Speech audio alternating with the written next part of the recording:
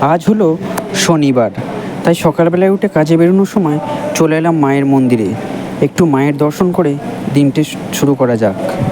যেহেতু আজ একটা ব্যস্ততম দিন, রাস্তাঘাটে ভিড় প্রচুর মানুষজনের, একবার মায়ের মূর্তিটা দেখে নেওয়া যাক। জয় মা কালী।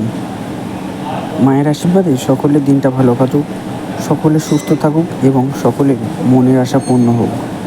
সকালে সূর্য ওঠার পর ভাবি একবার মায়ের মুখটা দেখে দিনটা শুরু করলে বোধহয় দিনটা আরেকটু সুন্দর হবে।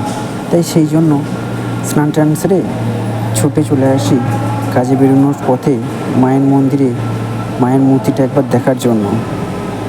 শুধুমাত্র আমিই না, তোমাদেরও মূর্তি দেখানোর একবার সুযোগ করে দিই। চলো সকলে আমার সাথে বলো, জয় মা কালীর জয়। সকলের মঙ্গল করুক, সকলের দিনটাও সুন্দর হোক। অসংখ্য ধন্যবাদ যে ভগবানের আশীর্বাদে আমরা রোজ নতুন নতুন সূর্যোদয় দেখতে পাচ্ছি। দেখা হবে পরের ব্লগে। টাটা।